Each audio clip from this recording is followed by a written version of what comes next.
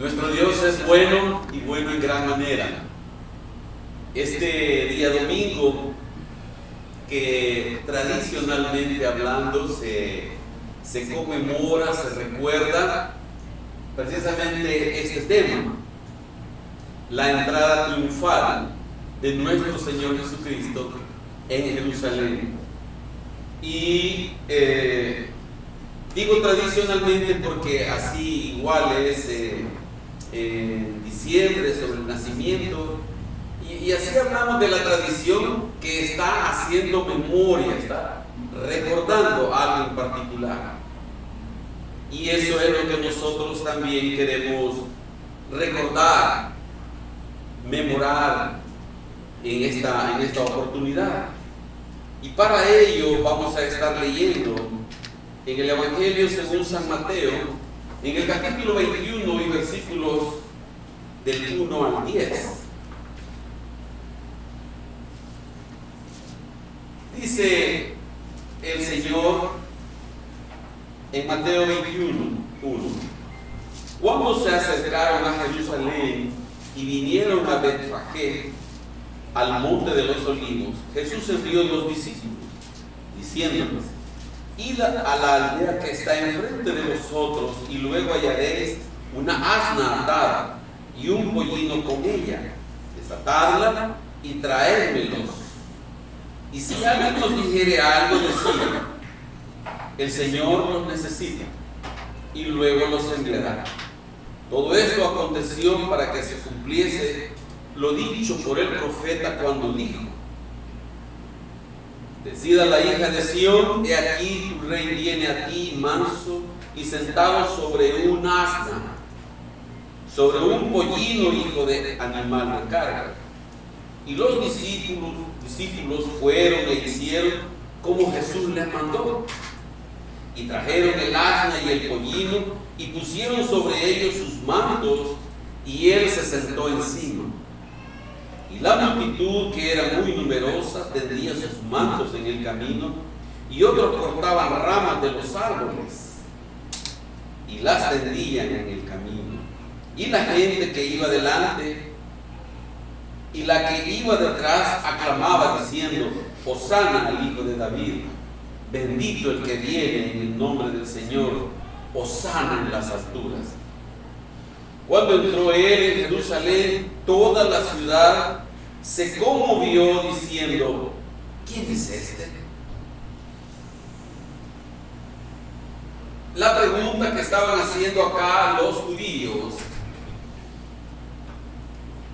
tenía un poco de duda. ¿Por qué? Estaban aclamando, poniendo las ramas, sus mantos, y luego preguntaban: ¿quién es? Están aclamando a alguien que no saben quién es. O sea, no tiene mucha lógica hacer esta pregunta. Sin embargo, podemos decir que esta ocasión fue la única en la cual el Señor Jesús permitió ser tratado como un rey, que lo atendieran, que le hicieran honores. Es la única ocasión en la Biblia en donde vemos al Señor aceptando en una forma limitada, podríamos decir, aceptando en una forma limitada el reconocimiento de rey, porque un rey nunca entraba en un burro, en un asno. Un rey no hace eso, no tiene lógica. Y además no llegaba vestido de la forma como él andaba, como un judío normal. El rey que llegaba entrando a una ciudad lo hacía con su corona, con su capa y en su caballo blanco. Pero aquí vemos a Jesús aceptando limitadamente el reconocimiento de él como rey. En otras ocasiones, cuando el Señor hacía milagros, dice que los judíos querían hacer algo y reconocerlo y decir: sí, este es el Mesías. Él se escondía y él no dejaba que lo trataran como tal. Y esta entrada, ese día, ese momento, era cuando iniciaba la fiesta de la Pascua judía. Esto era un acontecimiento trascendental en la vida del judío. Era tan importante que de todas las ciudades vecinas venían a Jerusalén. ¿Cómo hacían en sus casas? No sé. Pero todos iban, todos los adultos, los niños, venían de otros países, judíos de otros países, venían a celebrar la fiesta. Algunos han estimado que habían aproximadamente 3 millones de judíos en esta fiesta. No habían cámaras, no habían pantallas, no habían parlantes. Lo más probable, lo más seguro es que había kilómetros de personas ahí en las calles. Y ahí se quedaban y ahí alquilaban un cuartito solo para dormir. Y la multitud que estaba en ese momento era grande y estaban clamando al Señor, al Rey. Veamos en Juan capítulo 12, por favor, versículo 12.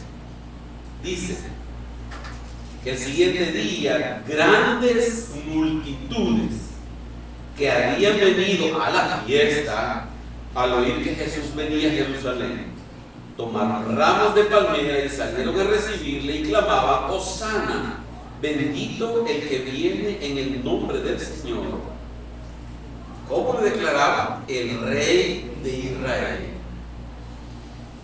Estamos asumiendo acá que los judíos estaban acá ya diciendo: este es nuestro Rey. Proclamemos y exaltemos a nuestro Rey. Y algunos mencionan que estas multitudes que estaban haciendo esta proclama del Señor, en algún momento determinado habían recibido milagros. Recordemos, la multitud que recibió bendición en la multiplicación de los panes y los peces, de 4,000, de 5,000, la resurrección de Lázaro, la viuda que es sanada, en fin, tantos milagros que la gente vio y muchos de ellos que recibieron la bendición. Entonces ellos estaban ahí viendo el cumplimiento de lo que ellos quisieron días atrás. Este es nuestro Rey, proclamémoslo Rey. ¿Saben cuál es el problema? Que esta misma multitud es la que una semana después estaban gritándole: crucifica. El día domingo Él viene y todo el mundo muy contentos, muy felices, y el día viernes estaban diciendo: crucifica. Pilato pregunta: ¿a quién quieren que les libere? ¿A Barrabás, el ladrón, el asesino, o a Jesús? Que ni lógica tiene esa respuesta, la que dieron ellos. No tiene lógica, ni lógica humana tiene haber escogido crucificar a Jesús por un ladrón y asesino. Un ladrón que posiblemente a ellos mismos les había robado. Un asesino que posiblemente a un mismo familiar o conocido de ellos había matado. Y sin embargo, la misma multitud que está aclamando un día, 5 días después estaba pidiendo que lo crucificaran. ¿Qué pauta nos da esto? ¿Qué sucedió con esta multitud? ¿Por qué cambió? Muchas veces nosotros le pedimos al Señor: Señor, obra, Señor, sana, Señor, dame, Señor, obra en esto, obra aquí, obra allá. Y el Señor obra. Y nos decimos a nosotros mismos: ya ven, el Señor obra, y todo lo que pidieres al Padre en su nombre, Él lo va a dar. Y lo que tengas en tu corazón, el Señor te lo va a dar. Y cuando eso no sucede, ¿qué pasa, Señor? ¿Por qué no respondes mis peticiones? Si lo estoy pidiendo en el nombre nombre de Jesús. Y entonces decimos, no, el Señor crucifícala. Ya no me funciona en lo que yo quiero, en lo que yo estoy pidiendo. Y muchas veces nosotros también nos comportamos igual. Cuando no recibimos todo lo que hemos declarado. Entremos ya en materia. ¿Por qué se le llama a este acto la entrada triunfal? ¿Triunfal de qué? ¿Qué venía él de estar haciendo? Él no venía de una guerra. Él no venía de hacer algo donde mató a los malos y entonces él viene entrando triunfante a Jerusalén. No. Él no viene así, pero tradicionalmente se le llama de esa manera. Veamos Mateo 21:4.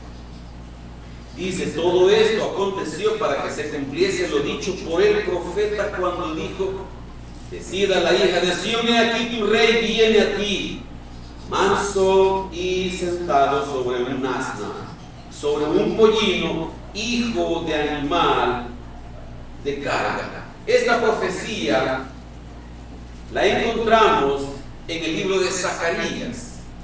Zacarías capítulo 9, en el versículo 9. Dice así Zacarías, alégrate mucho, hija de Sión, da voces de júbilo, hija de Jerusalén. He aquí tu rey vendrá a ti, justo y salvador, humilde, y cabalgando sobre un asno, sobre un pollino de asna. Esta profecía se dio aproximadamente 530 años antes del cumplimiento. Son las mismas palabras, lo único que cambiando un orden, algunas de ellas también cambiadas, pero el señor Mateo está usando esas palabras diciendo, esto ya fue profetizado. Lo profetizó Zacarías. Y esa es la misma referencia que usan los otros tres evangelistas. La entrada triunfal y esta mención lo narran los cuatro evangelistas principales: Mateo, Marcos y Lucas. Narran esta entrada y era una costumbre para las naciones hacer el acto de entrada triunfal, en donde cuando llegaban a una nación que la habían derrotado, que la habían controlado, que mataron a sus soldados y estaba el pueblo, entonces sus soldados obligaban a que cuando entrara el rey, todos tenían que postrarse. La nación conquistada tenía que postrarse. Y cuando este mismo rey llegaba a su ciudad, que venía de derrotar a los malos, entonces su pueblo los aclamaba, ya no se postraban, los aclamaban. Y esta situación es la que nosotros vemos como algo paradójico, como algo que no tiene sentido. ¿Qué es lo que está pasando? ¿Por qué entrada triunfal? Fíjese, los evangelistas, ellos no le llaman la entrada triunfal. La entrada triunfal se le llama al título de párrafo que aparece en la Biblia. Y ellos solo hablan de la entrada a Jerusalén. Pero ese triunfo es al cual nosotros queremos referirnos en esta mañana. ¿En qué sentido? Aquí vemos a un rey, con actitudes diferentes a las de los reyes normales. Estamos diciendo que el rey normal entraba con gran pompa, con gran ímpetu, en su mejor caballo, en su caballo blanco o en su carruaje, tirado por caballo blanco. O sea, pero aquí vemos a el rey de reyes, el señor de señores, a lo máximo, viniendo en una actitud de lo más ínfimo posible, viene con humildad. ¿De dónde un rey va a ser humilde? ¿De dónde un presidente actual va a ser humilde? Bueno, aparte del ejemplo del señor Mujica allá en Sudamérica, es raro encontrar actitudes de esa manera. Lea la historia de él. Pero fíjese, veamos por favor Mateo capítulo 11, versículo 28. Mateo 11, 28 nos dice: venid a mí todos los que estáis trabajados y cargados, y yo os haré descansar. Fíjese, un descanso previo a qué: llevad mi yugo sobre vosotros y aprended de mí, que soy manso y humilde de corazón, y entonces hallaréis descanso para vuestras almas. Esa tribulación, esa situación que no hallamos cómo hacer, vas a hallar reposo. Pero ¿cómo? Venid a mí todos, vengan a mí todos. ¿Cuál es tu situación? Yo no sé, yo como pastor no sé, pero Dios sí la conoce. Y Él lo que está diciendo es: ven a mí, trae tu carga, trae tu corazón y aprende mi humildad. Él nos da ejemplo de su humildad. Él nos da ejemplo de cómo nosotros debemos de actuar, estimando a los demás como a superiores. Recuerda que compartimos eso recientemente.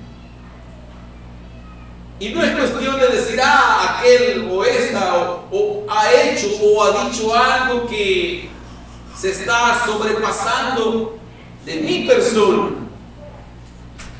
Aquí vemos al rey manso y humilde diciéndonos: aprendan de mi humildad. Vean, no vengo en un caballo blanco, no vengo en una yegua blanca, no vengo en un carruaje, vengo en un burro, un animal de carga. No vengo con ropas excelentes.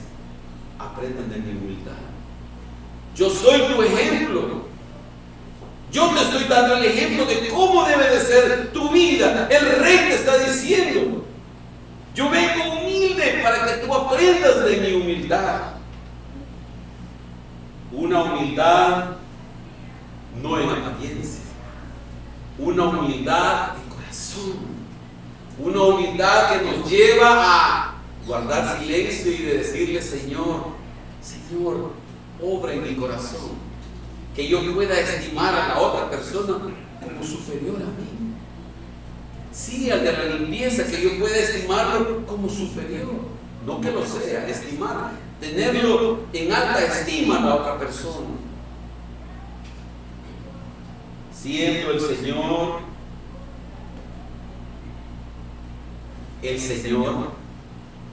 no reclamó sus derechos, no les dijo a sus discípulos: vayan a conseguir el mejor caballo.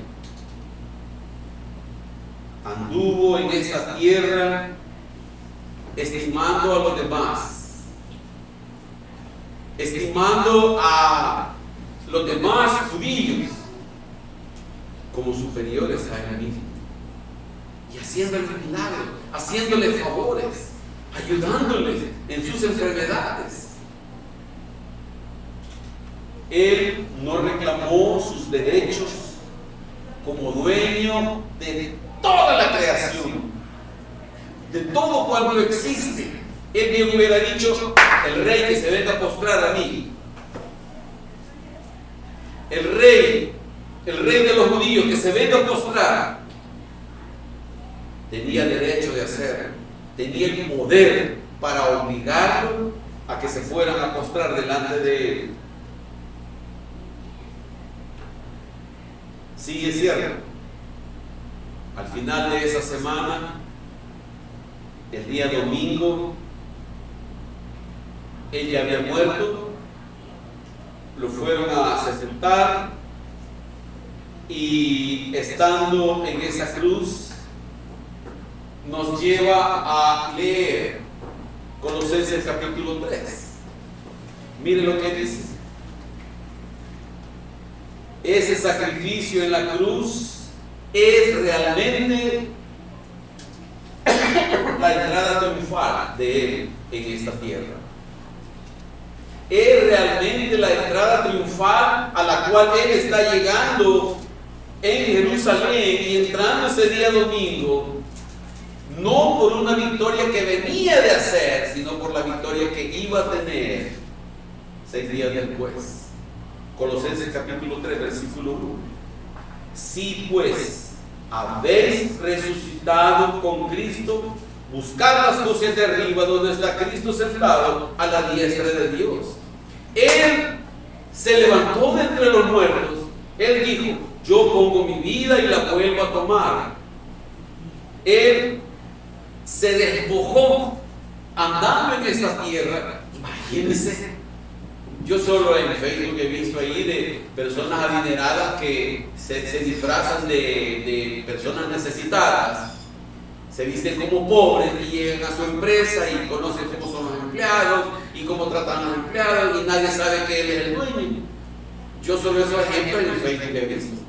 Pero que realmente venga un rey, un presidente a rebajarse, a andar con todo el pueblo, sin todos los 40 o 50, 60 policías y 10 carros blindados, la patrulla y deteniendo todo el tráfico y pasando los semáforos en rojo.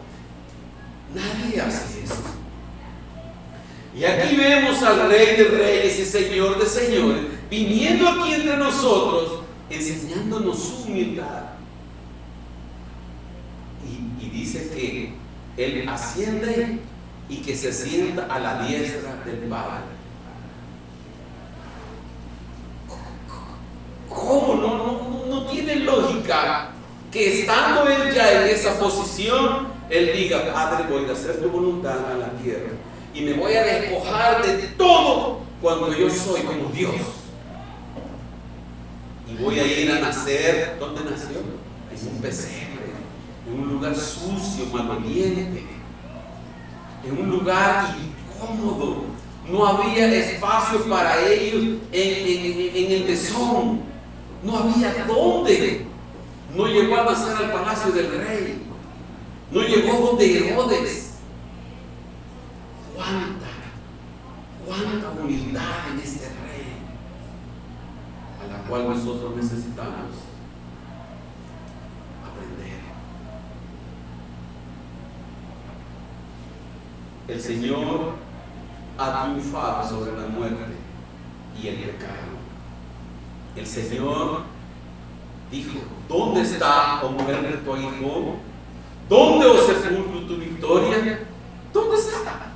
¿Qué poder? Yo no sé, no entiendo la ignorancia del diablo. ¿Por qué digo que no la entiendo? Porque él sabe quién es el Señor. Él conoce. Y lo que él tramó hacer en esta tierra a través de Judas Iscariote no tenía sentido. Porque él sabía quién es Dios. Él sabía que Jesús, el Hijo de Dios, es Dios mismo.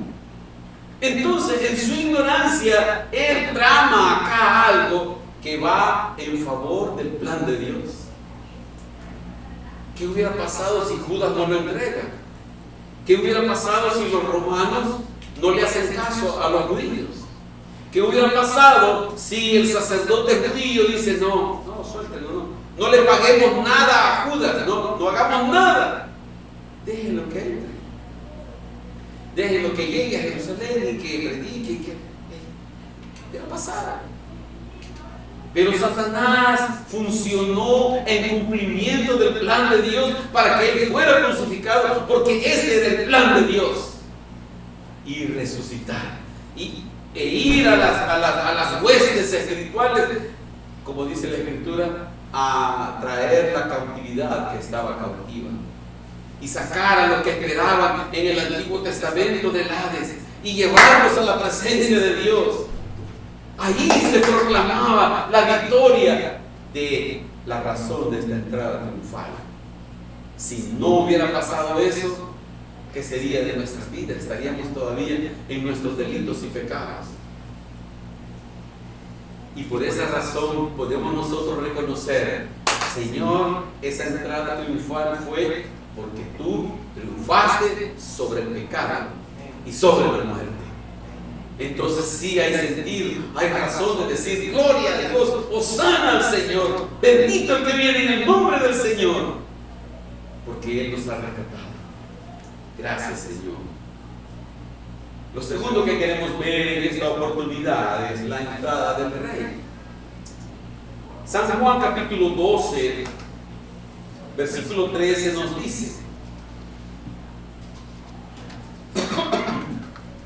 dice, tomaron ramas de palmera y salieron a recibirlo. San Juan 12:13. Y clamaban, hosana, bendito el que viene en el nombre del Señor. Bendito el que viene en el nombre del Señor. Ellos estaban reconociendo ahí cosas que quizás no entendían. ¿Se acuerda que una de las preguntas que decía era, ¿quién es este? ¿Quién es este a quien se le está haciendo toda esta pompa? Y aquí están diciendo, bendito el que viene en el nombre del Señor. Por favor, busquen Marcos capítulo 11. Lea por favor Marcos capítulo 11, versículo 9.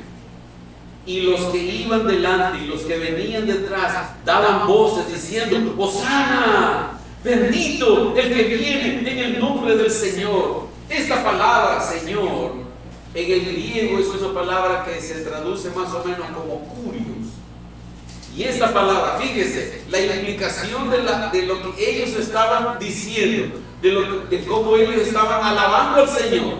Mire la implicación, dice que es supremo, amo, soberano, hacedor, dueño, Dios. Todo eso implica esa palabra. Y esto fue lo que le molestó a los sacerdotes. Manda a callar a la gente, que no te digan así. Lamentablemente por el tiempo no podemos ver todas las implicaciones que tiene la entrada triunfal. Pero estaban reconociendo que no era cualquier rey. Estaban reconociendo que no era como Poncio Pilato, o no era como el sumo sacerdote, no era alguien de esta tierra, porque esa palabra implicaba únicamente para Dios.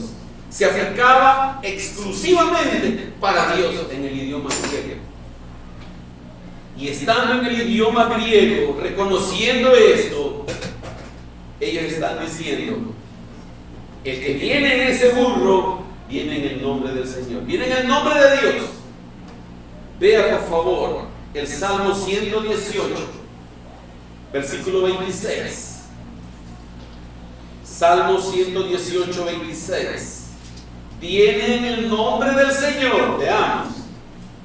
Bendito el que viene en el nombre de Jehová. Aquí ya le aplica a Jehová. Desde la casa de Jehová os bendecimos. Aquí estaba diciendo el pueblo algo que no entendían muchos de ellos.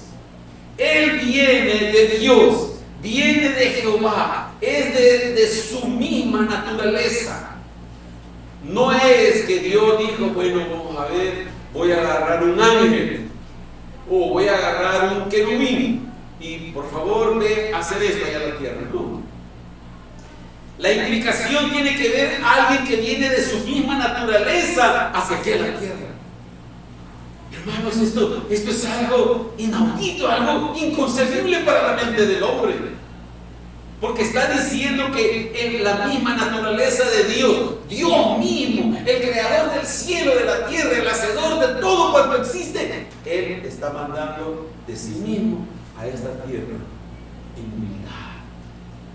Imagínense si Él hubiera venido con todo su esplendor, si Él hubiera venido con toda su naturaleza a esta porción de su creación. Miren, no hubiera vivido nadie en ese momento.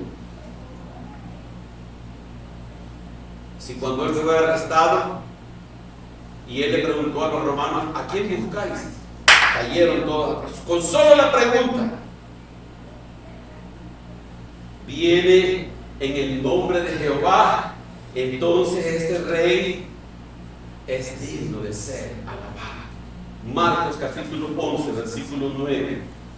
Marcos 11, 9 nos dice: y los que iban delante y los que venían detrás daban voces diciendo: Hosana, bendito el que viene en el nombre del Señor, bendito el reino de nuestro padre David, que viene, Hosana en las alturas.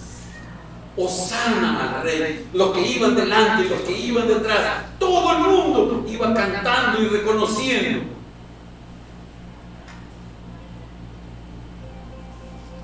Es muy probable que así como él fue crucificado y él decía ahí en la cruz: Padre, perdóname porque no saben lo que hacen.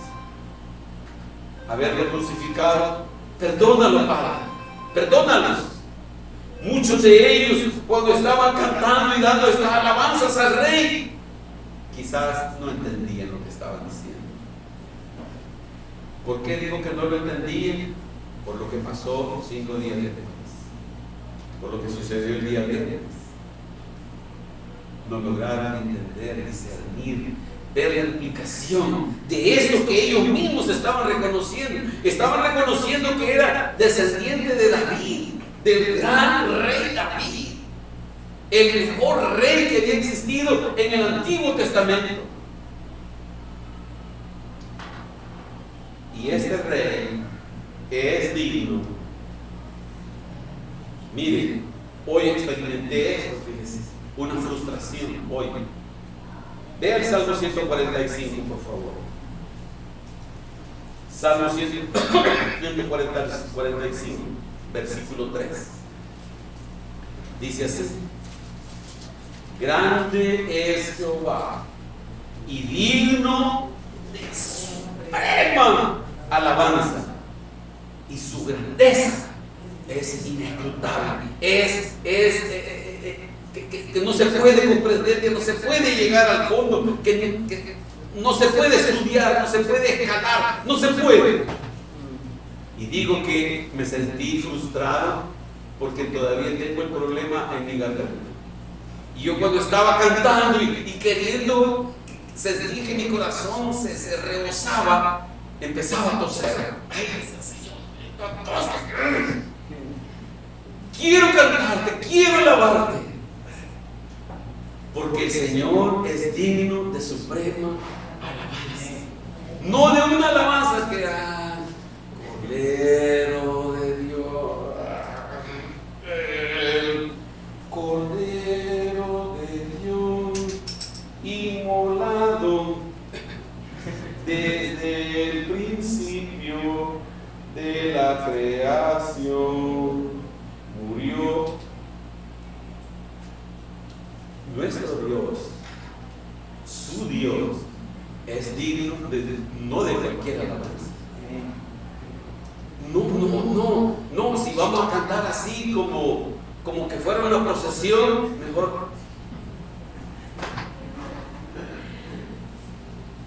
Si usted va a cantar de esa manera, el rey no es digno de esa canción.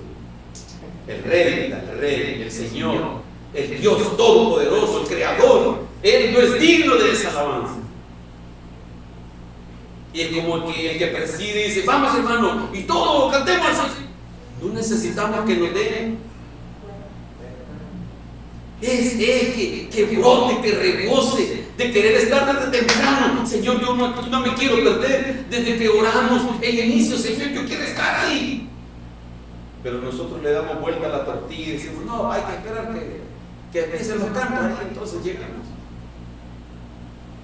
Nuestro Dios es digno de suprema alabanza. El rey que llegó ahí en esa humildad, ese Curios, es digno de lo mejor. Fíjense, no estamos diciendo de que todos tengamos una bonita voz, porque si así fuera, 2 que 3 nada más cantarían aquí. Pero Dios no está escuchando la voz de un cantante profesional. o un artista profesional, ya sea un hombre o una mujer, está oyendo eso. Dios está escuchando la alabanza que brota del corazón con ese deseo de honrar al Dios Todopoderoso.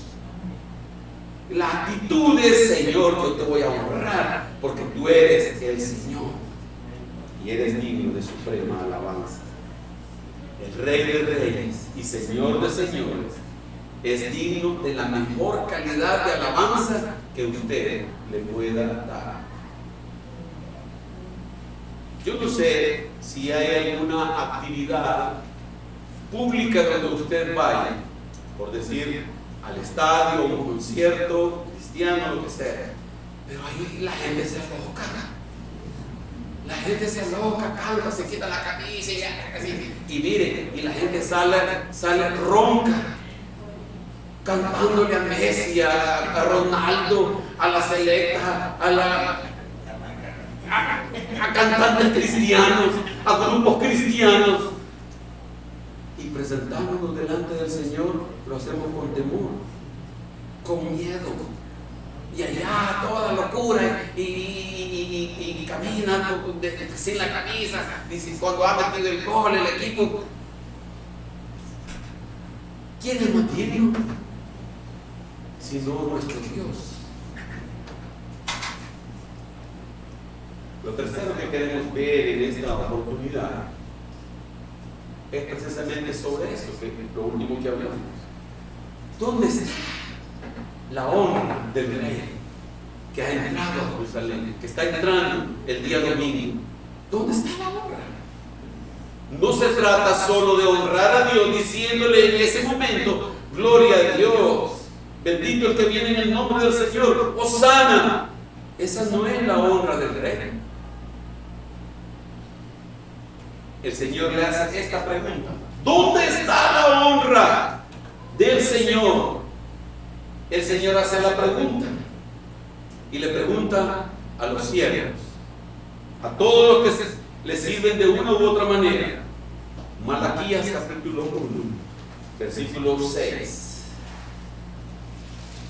Malaquías 1:6 dice: el Hijo honra al Padre y el siervo a su Señor. Si pues yo soy Padre, pregunta Dios, ¿dónde está mi honra? Y si soy Señor, ¿dónde está mi temor?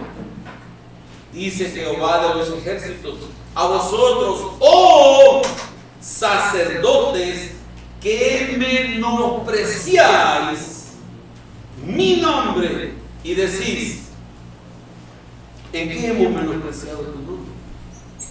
Imagínense qué atrevimiento de cuestionar al Señor lo que Él está diciendo. Como que el Señor señala y dice esto, y que uno venga y le diga al Señor: ¿en qué, Señor? Como cuando el Padre sorprende al Hijo que se ha comido el chocolate y pregunta: ¿quién se comió el chocolate? Y el Hijo dice: yo no sé, y todo lleno de chocolate. Y el papá le dice: tú fuiste. ¿Qué? ¿Yo? ¿Quién dice? ¿Quién dice que yo fui? Esa misma actitud malcriada e ignorante es la que dice que los siervos le decimos al Señor: ¿en qué queremos menospreciar?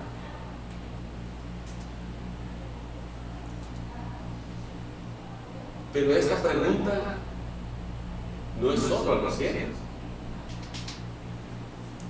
Si usted lee el contexto, le va a querer hacer esa pregunta al Señor: ¿en qué te hemos menospreciado? Pero veamos Isaías 53, por favor. Isaías 53. Malaquías le hace la pregunta el Señor a sus siervos. Y en Isaías 53, versículo 3, dice: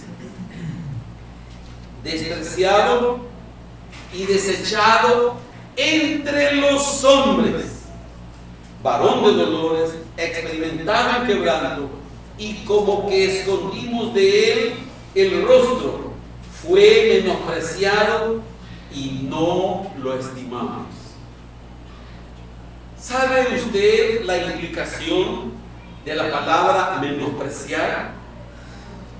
Mire, uno usa ese término naturalmente hablando, y de menospreciar a alguien cuando lo ven de menos, cuando dice o piensa esa persona es menos que mí, yo valgo más. Claro, no son expresiones que se explican de esa manera, pero eso implica. Ahora bien, ¿qué significa la palabra menospreciar? La palabra menospreciar es no apreciar. La palabra menospreciar es restarle el valor. Gracias.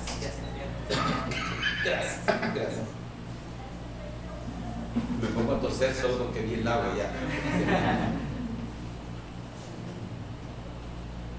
Y entonces, cuando hablamos nosotros de menospreciar al Señor, y el pueblo menosprecia al Señor, y los siervos menospreciamos al Señor, es porque le estamos restando el valor que Él tiene. Fíjense, no que Él pierde valor, no, es el valor que yo le estoy atribuyendo a Él. Es el aprecio que yo puedo tener por Él. Es cuánto yo estimo al Señor. Es cuánto yo valoro al Señor. Y entonces ahí es donde lo menospreciamos. Y entonces ahí es donde le disminuimos valor para mí. No que Él pierde valor. Si Él es Dios y está autorrealizado, Él no tiene ningún problema. El problema es cuánto yo aprecio al Señor, cuánto yo estimo. Y por eso la pregunta: ¿dónde está la honra del rey? ¿Dónde está la gloria para el rey? Individualmente hablando, personalmente hablando. Menospreciamos cuando consideramos no entregarle al Señor toda nuestra vida. Fíjese, menospreciamos al Señor cuando consideramos no entregarle toda nuestra vida a Él. Miren qué lindo los papás cuando venimos y presentamos a nuestros hijos delante del Señor. Señor, yo te lo dedico, yo te lo entrego, yo aquí, yo allá, todo para nuestros hijos. Entrégame tu vida también. No solo me entregues tu hijo, entrégame tu vida. Y entrégame su vida para que yo me glorifique en Él y me glorifique en ti. Ah, no, Señor, sobre lo bueno, pues para que lo bendigas, para que me bendigas. Efesios capítulo 3, versículo 17 nos dice: para que habite Cristo por la fe en vuestros corazones, a fin de que arraigados y cimentados en amor, Él quiere venir. Él quiere venir y habitar. Pero mire, la habitación del Señor, del Rey en nuestros corazones es: yo quiero venir no de tu vista, yo no quiero llegar de visita a tu vida, yo no quiero entrar a tu corazón solo los días domingos y el resto de la semana me vas a encerrar en el dormitorio o me vas a encerrar en la bodega. Yo quiero habitar en el trono, quiero sentarme en el trono que gobierne tu vida en todo sentido. Y lo malo que pase, no te preocupes, el Rey está ahí. Pero el Señor obra en este milagro. A mí me da mucha tristeza a veces ver mensajes que se envían en donde lo que tratan de dar a entender es que Dios va a cumplir todo lo que le pidamos. Da tristeza porque lo que se está fomentando en el pueblo del Señor es que todo lo que le pidamos a la lámpara de Aladino nos lo va a dar. Todo nos lo va a dar. Todo nos lo va a dar. El Rey quiere gobernar en nuestro corazón y sentarse a hacer su voluntad. Y entonces estaríamos honrando al Señor en todo lo que Él se merece, en el trono de nuestro corazón como gobernante, en donde no le reprochemos nada, decir, Señor, ¿por qué? No, mejor cambiemos la pregunta y digamos al Señor, ¿para qué? Todo esto, ¿cuál es el propósito? ¿En dónde tú vas a ser honrado y glorificado en esto que me está pasando? En esto que está sucediendo.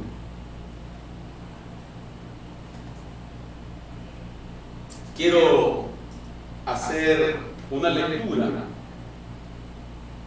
de una porción de un sermón que predicó el hermano Charles Spurgeon el 17 de agosto de 1856. Él predicó un sermón en cuanto a menospreciar a Cristo. Quiero que usted lo lea conmigo. Y decía así: oh hombre que me escuchas, tú menosprecias a Cristo si lo colocas en cualquier lugar, salvo en el centro de tu corazón. Aquel que da a Cristo un poco de sus afectos, menosprecia a Cristo. Pues Cristo quiere recibir el corazón entero, o no quiere recibir nada. Aquel que da a Cristo una porción y al mundo otra porción, desprecia a Cristo, pues cree que Cristo no merece recibir la totalidad. Y en tanto que dice eso o piensa eso, tiene pensamientos rastreros y malvados acerca de Cristo. Hermano, yo sé que usted me va a decir, qué exagerado ese hermano, todo lo que es. Yo no pienso así. No, es que no lo decimos. No lo decimos de menospreciar a Cristo, no. Es las actitudes que tenemos, es la vida que vivimos, lo que caminamos a diario, lo que demuestra lo que este pastor estaba diciendo. Mi diario vivir es lo que yo estoy demostrando en el Señor, que menosprecio su señoría, que lo veo de menos, porque yo hago con mi vida lo que yo quiero. El Rey es digno y merece el trono total de nuestro corazón. Hermanos, hoy, este domingo, recordamos esa entrada triunfal en Jerusalén. Recordamos, así como Él nació, recordamos que Él vino y entró dando a entender que iba a su victoria eterna en la cruz. La pregunta es, ¿qué tanto reina el Rey en mí? O seguimos diciendo, pero sí, Señor el Rey. Y no es Él el del trono en mi corazón. ¿Por qué? Porque seguimos haciendo de nuestra vida lo que nosotros queremos. Y ahí se demuestra quién está en el trono de nuestro corazón. La gente de allá afuera, nuestros compañeros de trabajo, las personas con las que andamos en el bus, en el micro, en el carro, ellos no vienen el día domingo y dicen, sí, don René predica, una buena persona. No, ellos no vienen aquí. Allá van a ver quién gobierna en nuestro corazón. O somos como aquellos que reciben la bendición. Un día recibimos lo bueno de Dios y después lo rechazamos porque no seguimos recibiendo las bendiciones de Dios. Y no nos da todo lo que nosotros pedimos, todo lo que nosotros queremos. Y con esto terminamos. Tito capítulo 1, versículo 15 y 16. Tito capítulo 1, 15 al 16. Dice: todas las cosas son puras para los puros, mas para los corrompidos e incrédulos nada les es puro, pues hasta su mente y su conciencia están corrompidas. Profesan conocer a Dios el día domingo, pero con los hechos lo niegan, siendo abominables y rebeldes, reprobados en cuanto a toda buena obra. Si el Señor es el Rey, ¿dónde está la honra? ¿Dónde está la gloria del Rey? Los hechos hablan más que 1000 palabras. La vida de 6 días habla más que los cantos que entonamos en una hora. Profesamos conocer a Dios, y la pregunta es: si todos los días de la semana profesamos conocer a Dios y no lo negamos con nuestros hechos, nuestro Dios es digno de suprema alabanza. Padre, en el nombre de Jesús te damos las gracias, porque tú eres Dios, porque tú eres el Señor.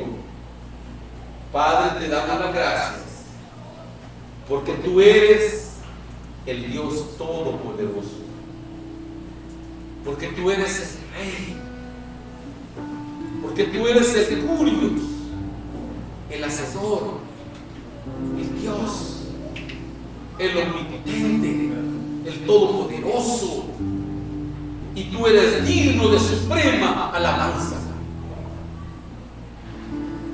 Tú eres digno, Señor. Tú eres digno de tomar el trono de nuestros corazones. Tú eres digno, Señor, de sentarte en el trono de mi corazón. Padre, en el nombre de Jesús, perdóname, perdónanos, Señor, por entregarte nuestra vida en forma parcial y en ocasiones hacer nosotros nuestra propia voluntad. Señor, perdóname. Pero este día, domingo, Señor, domingo de Ramos, como conocen tradicionalmente las personas, el domingo de la entrada triunfal, Señor, te decimos en esta mañana: gobierna mi vida, entrónate en mi corazón, reina en mí, Señor. Sé tú mi Dios, mi Señor, todos los días. No te quiero negar con mis hechos, no te quiero deshonrar con mis actos, no te quiero menospreciar. Señor, todos mis afectos están puestos a tus pies. Todos mis sentimientos, todas mis emociones vienen a ti, Señor, y los pongo a tus pies en esta mañana al entonar este canto, Señor.